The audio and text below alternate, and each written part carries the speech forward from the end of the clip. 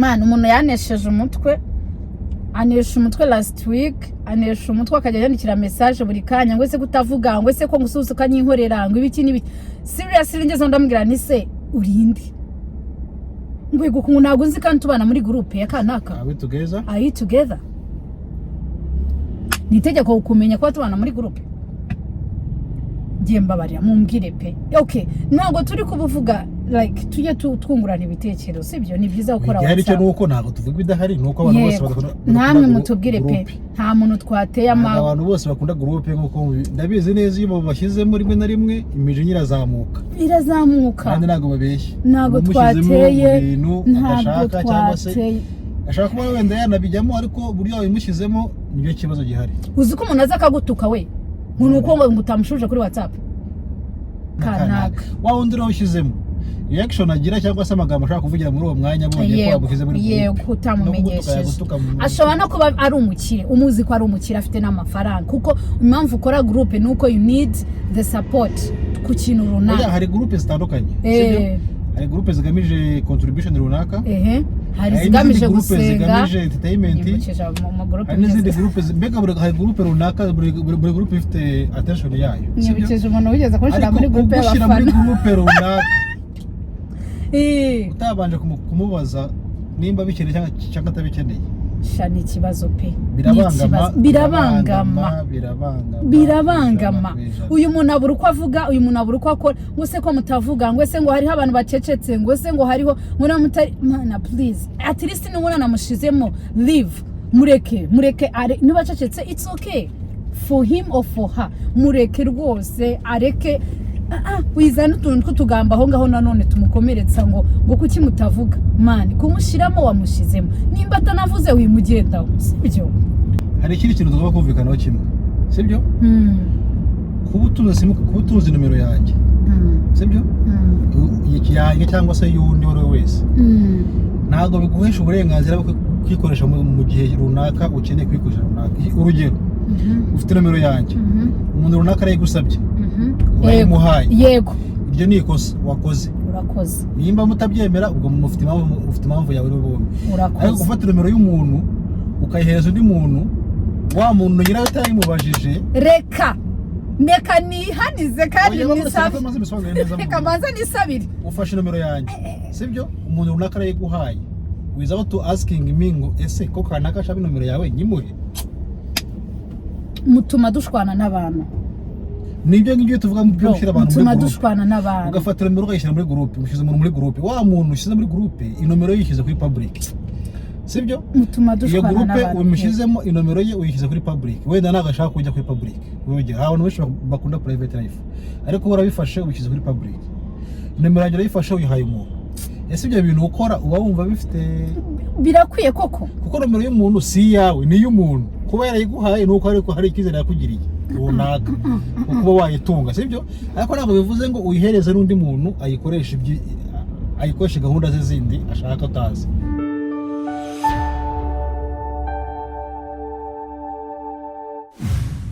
shudora umvunyi urwara kandi nandi kugira gusetinga kamera none wanze no kumfasha meze fresh sawa nyine bitese mwana sawa nyine aziko bavuze cyane abantu oya man narakaye mtipe ninje gasetinze kamera na yanyihore urabona inzara zanjye kundu zimeze rero iyo ndi kuyigira hari ukuntu byanga kandi narambwiye ntabona ikintu kinana yajya yihangana be romantic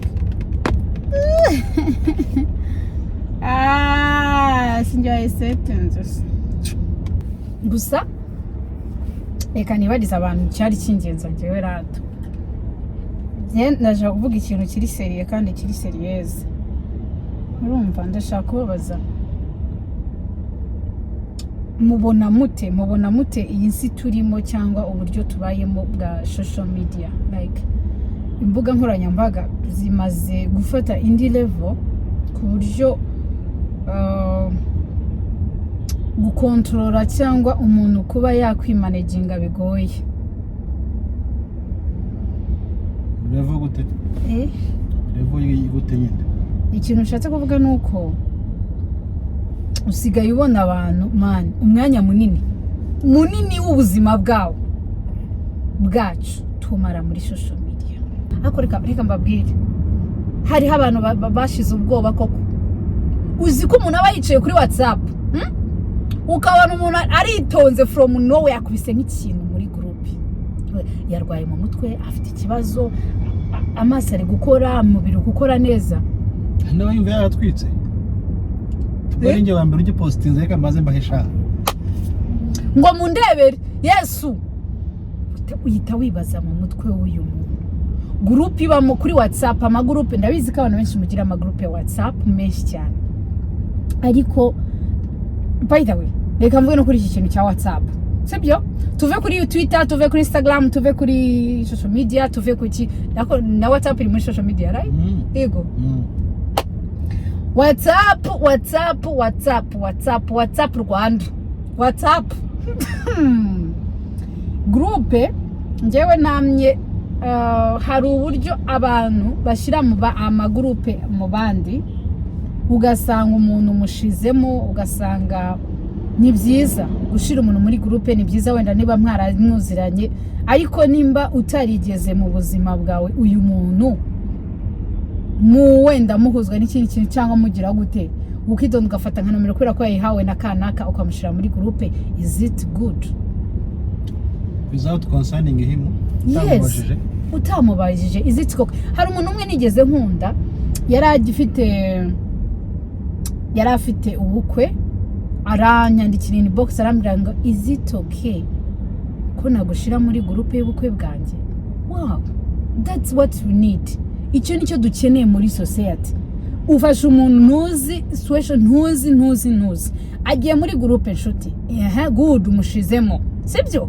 Agiyemo kuvamo ho nari buvemo kuko wamushizemo, sibyo? Sho umushize muri nkwe, umwicajemo aracecetse, samaze guceceka hahuruduye nk'umuntu tutazi na watazi na hava, muri ko abantu baba hano ngo kuki mutavuga ngo ni muzi yuko nkwa ahagahita kubita nk'iki message, ukareba umuntu ukavuga seka maze mu cyukuri cyambere bagushyizemo utabishaka batakumenyesheje, wenda bari ubishake ariko na bari bagize yuko babishize. No nagezemo batangiye gukomeretsa umutima, abantu batavuga n'abatari kumwe mubireke muvemo werere. Seriously? Kandi nabwo nuvamo birabikibazo, urahita ugaragara baracina inbox bagutuki. Man, reka mbabwire duha abana amahoro. Yes, WhatsApp yaraje idufasha bimwe na rimwe mu bintu bimwe byiza, ariko ni muri situation runaka hari igihe umuntu mushyira mu kintu muri gahunda zawe, sibyo? Maybe ahandi ashaka kujyamo, maybe nibyo umushyiramo wenda ntabwo muri kubyumva kimwe, ariko gusa nuko nomero ifite muri simukadi yawe wigeze uyitungamo, arya muri gahunda zawe zose. Hari n'igihe uba wayihawe na tantine cyangwa na sister wawe kubera ko ari inshuti. Iyo tuvuga ndabizi hari abantu benshi bashyira muri groupe ukabona isura zabo zazikuje, yego barababara, ugasanga arababaye ngo muyashize mate. You know, ntago muba muzi biri kubera behind the WhatsApp. Wowe umushyiramo ubu urimo guseka ati hashyiramo kanaka wa wundi uraho ushyizemo reaction agira cyangwa se amagambo ashaka kuvugira muri uwo mwanya abonye ko yagushyize muri groupe, yego utamumenyesheje. Ashobora no kuba ari umukire, umuzi ko ari umukire afite n'amafaranga, kuko impamvu ukora groupe nuko you need the support ku kintu runaka. Hari groupe zitandukanye, hari groupe zigamije contribution runaka, hari zigamije gusenga, zigamije entertainment, hari n'izindi groupe mbega hari groupe runaka, buri groupe ifite attention yayo. Nibiceje umuntu wigeze kushira muri groupe runaka utabanje kumubaza nimba bikeneye cyangwa atabikeneye. Shani ikibazo pe, birabangama.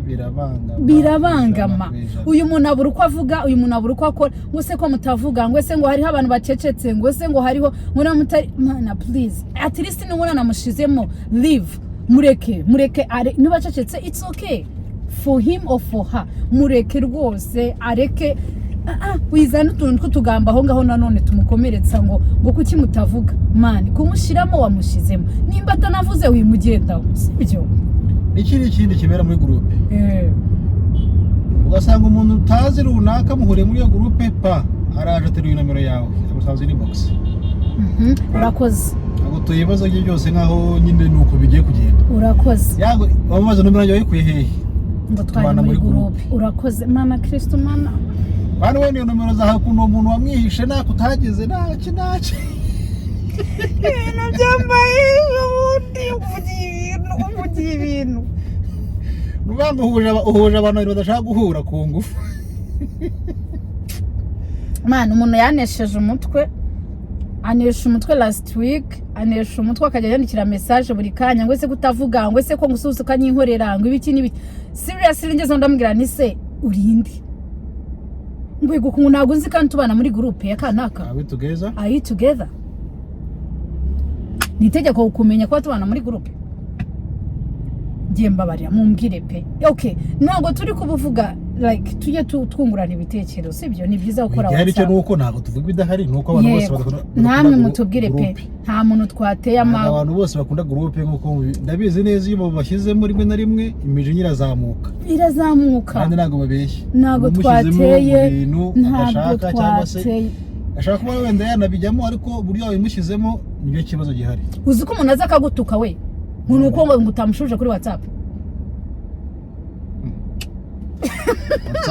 Groupe kaba groupe. Ngo kubera iki ngo ngiye ngo rero nguriya dufite icyo dupfana nakanaka ngo turi muri groupe umwe ngo am happy ngo kwera seriously ngiye kamukeza ukuri pe. Ngereka mbabwire ni byiza sibyo. Ushobora kumamagara ushobora kunyandikira ndi busy. Kandi naho nyibone nkibaza uyu muntu nindi. Ntabwo nkuzi mu byukuri. None ikindi kintu gitangaza sho. Buriya hari ikintu abantu bagomba kwiga iyo uciye in box before you do anything before communicating and you do introduction. Uzi icyo bita introduction? Ni kanaka ni mutanazi cyangwa se nimba munaziranye yego. Ni mutanazi nishimiye kukubamenya. Tuvuga munaziranye. Mubwira ati reko se musaza ngushyire muri groupe runaka mfite gahunda iyi ni cyangwa ihuje mfite impamvu iyi yego cyangwa hoya nimba ari yego sava mushyire nimba tabyemera umwunderstanding period yego biragire. Kandi buciye nawe turi muri groupe imwe wenda ntemerewe uwo muntu kujya muri groupe nimba ndimo nawe ugacamo umuntu uri muri iyo groupe agacina inbox ngo rerekana kanaka. Please mbere yuko unyandikira banza umbwire ndi kanaka twahuriye hana banza uko introduction basi unsuhuze umbwire witwa kanaka uziranye na kanaka hano muziranye muri ibi umbwire kugira ngo mbashe nanjye kumenya aho mera. Hari ku umuntu arahurudutse waramutse bwa mbere ejo mwiriwe saa sita mwiriwe nimugoroba mwaramutse ese kutansubiza kandi tubana muri groupe. Jemba bwiza ukuri. Hari ibintu numva nkumva nanjye ubwanjye sinshobora kubikora. Uziko ari nandikira umuntu kuri WhatsApp nashyizemo respect nakoze ibintu byose ariko man je sinzi ukuntu abantu duteye twihangane pe. Okay, twigishanye twungurane ibitekerezo ku kintu cy'amagroupe ya WhatsApp pe. Twifashije rwose mudufashe gukora groupe ni byiza. Ifite impamvu runaka mwumvikanyeho mwese ariko ni byiza n'ubundi WhatsApp iberaho kugira ngo ifate ku kintu runaka kugira ngo no communication ni form of communication ihari kugira ngo abantu bahuze ikintu runaka mushaka guhuza gahunda runaka muhuje n'iyo groupe ariko mwese mubifitenyeho ibitekerezo sibyo. Ariko kuba umuntu ufite muri sim card yawe ntago bivuze ngo umufiteho uburenganzira muri gahunda zawe zose. Urakoze kuba umufite ubundi ego biragora kuba wakandika ariko ushobora gufata message ushobora kwandikira umuntu umwe ugafata message wenda ukayikora mu buryo bwiza ukagenda uyiha abantu kabwira se is it okay kugira gutya na gutya kugusubiza. Fata umwanya wawe kubera ko abantu nabagaciro kubera ko bari muri telefone. Ikindi mvuga ki fata umwanya wawe banze ubumvishe ko ugiye gukora ikintu runaka ugiye kubashira kuri WhatsApp sibyo kuko abo bantu icyo bakeneyeho nibo ukeneye inama zabo ukeneye iki aho kugira ngo itufata ngo pa mushize mu bukwe. Hari ikindi kintu tugomba kumvikanaho kimwe sibyo kuba utuzi numero yanjye sibyo yanjye cyangwa se y'undi wari wese ntabwo biguhesha uburenganzira bwo kwikoresha mu gihe runaka ukeneye kwikoresha runaka. Urugero ufite numero yanjye umuntu runaka arayigusabye wayimuhaye yego ibyo ni ikosa wakoze. Urakoze. Nimba mutabyemera ubwo mufite impamvu yawe bombi. Ariko gufata numero y'umuntu ukayihereza undi muntu wa muntu nyirayo utayimubajije reka Neka nihanize kandi nisabe. Reka mbanza nisabire. Ufashe nomero yanjye. Sibyo? Umuntu runaka arayiguhaye. Without asking me ngo ese ko kanaka ashaka nomero yawe nyimuhe. Mutuma dushwana n'abantu. Nibyo ngibyo tuvuga mu byo gushyira abantu muri groupe. Dushwana n'abantu. Ugafatira nomero ukayishyira muri groupe, mushize umuntu muri groupe. Wa muntu ushize muri groupe, inomero yishyize kuri public. Sibyo? Mutuma dushwana n'abantu. Iyo groupe umushizemo inomero ye uyishyize kuri public. Wenda nagashaka kujya kuri public. Urugero, abantu benshi bakunda private life. Ariko urabifashe ubishyize kuri public. Nomero yanjye urayifashe uyihaye umuntu. Ese ibyo bintu ukora uba wumva bifite birakwiye koko? Kuko nomero y'umuntu si yawe, ni y'umuntu. Kuba yarayiguhaye nuko ariko hari ikizere yakugiriye. Runaka kuba wayitunga, sibyo? Ariko ntabwo bivuze ngo uyihereze n'undi muntu ayikoresha gahunda ze zindi ashaka utazi. Bavandimwe bakristo bene data, ibi bintu bituma dushwana n'abantu mu buryo tutateganyije, cyangwa umuntu akagufata nabi mu buryo butari ngombwa. Ngwaro ngo biriwe ngo ni kanaka ni umaye nomero zawe, ngo ni umaye nomero zawe, ayiguhaye nkande kuki basi imbere yuko uyimuha utabanje kumva zitwe. Reka nshimira abantu bishure, kanshimira abantu. Hari ababikora ate se aho amagara. Hariho abantu mwarezwe pe, kanaka asabye nomero zawe sinzimuhe. Hariho abantu mwarezwe, ndabibashimiye. Munakomeza uwo muco. Umuntu akaguhamagara kanaka kambwiye ngo arashaka nomero zawe, nzimuhe. Is it okay for you? Kavuga okay, zimuhe cyangwa zihorere. Ati ninde wakumva nta mpamvu zo kuzimuha ukamuhakanira. Ariko hari abandi bigize ni komisiyoneri simbizi. Neka ko batazi ko ari ikosa. Abenshi bazi ko atari ikosa. Nikosa. Abenshi bazi ko atari ikosa. Ko umuntu yagusabye nomero za kanaka ukazimuha utabanje kubaza. Gute se atari ikosa sho? Nyine ndakubwiye hari abenshi batazi ko ari ikosa.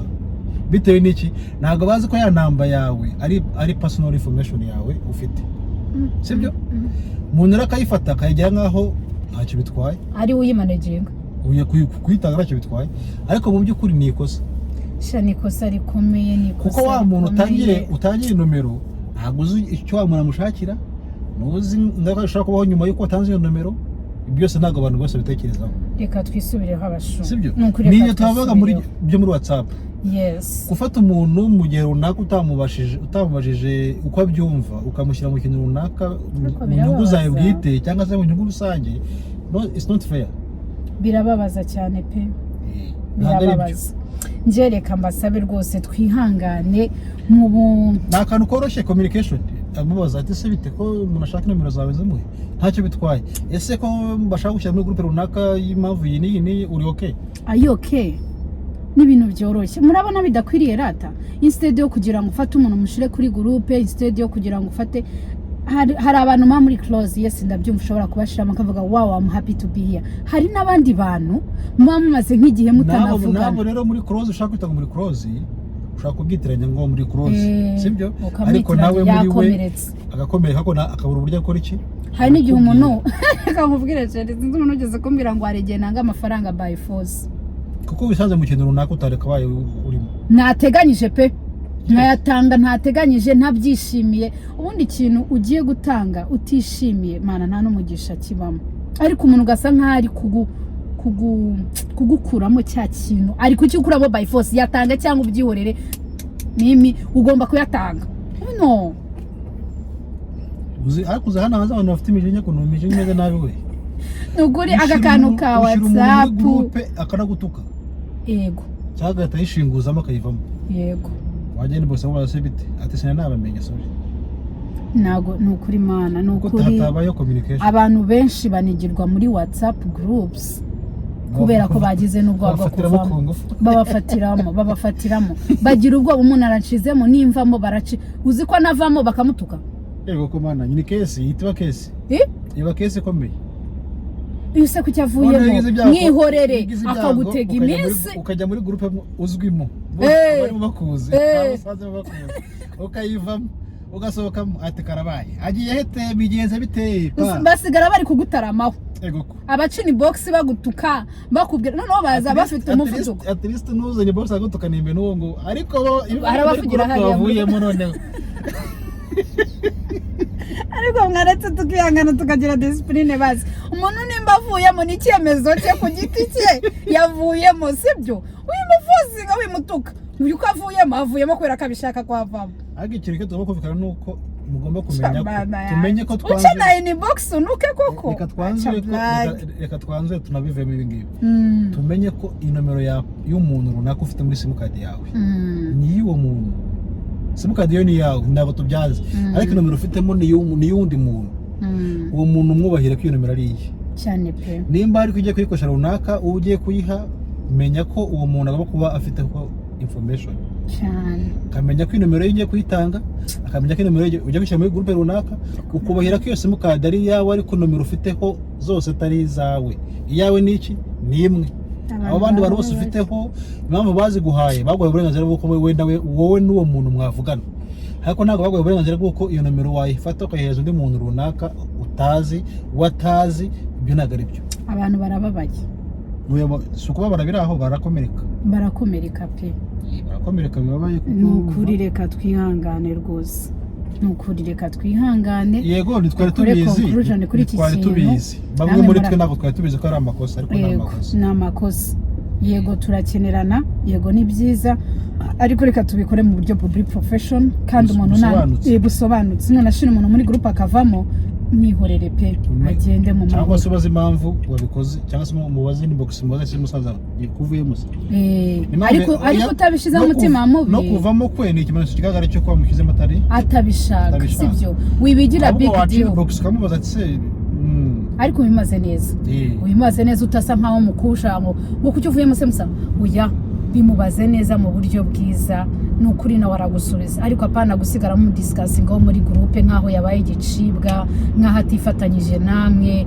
utangira umukure mu nshuti zawe ngo nuko ngo byagize gute ngo utangira unamuvuge nabi hoya that's not good culture ntagara umuco mwiza twihangane mu mico yacu twihangane tumenye ukuntu dukoresha amagroupe ya WhatsApp pe twubahe simukadi z'abantu ntugatange nomero umuntu atabiguhereye uburenganzira kuko nawe biramubangamira hari igihe umuntu yisanga muri situation ari kumwe n'umuntu atashaka akaba mu buzima bwe ariko kubera ko wazitanze bitewe n'uriwe kugira ngo ataza kugufata nabi nta kundi wabigenza ukemera ukagendera muri icyo kigari gusa nta kantu kari gaciyemo turi gusaba abantu bakoresha social media mudufashe kuri WhatsApp rwose mwihangane ako kantu tugakosore tureke gutanga nomero z'abantu tureke gushira mu bantu magroupe batabishaka please bitanga nomero z'umuntu ngo shiramo nakanaka man no kuri pe usanga uri muri groupe nk'icumi mu byukuri nunani ikintu ukora wandika wenda ufite n'akazi ka buri munsi ariko ugasanga ese kutagivuga kuri groupe ese kutagigira gute bakwishize mu mana yanjye kambabwire karagaciyeho pe nako ariko muturebe namwe murebe uko bimeze ariko ari n'igihe umuntu aba adafite n'amafaranga yo gutanga kandi bakoze kuyagira groupe yose ntago z'amafaranga groupe yose z'amafaranga ariko inyinshi majority ziba zikeneye support izo nizo zijyamo cyane zijyamo from Nawe from Nawe zikeneye support ariko hari igihe ukenerwa mu gihe udafite amafaranga right ntabwo nibyo yes noneho ariko reka mbabwire ikindi kintu umuntu ashobora kuba adafite amafaranga uyu munsi ariko niba yemeye no kuba muri iyo groupe akazagushyigikira mu kindi kintu bimwubahire kandi bimushimire sibyo apana kuvuga ngo nta mafaranga yatanze ngo ino nawe yatanze ugasanga nko mu nama mwamutaramyeho nta mafaranga yabahaye ariko icyo afite azakibaha kuko umuntu ahava akagera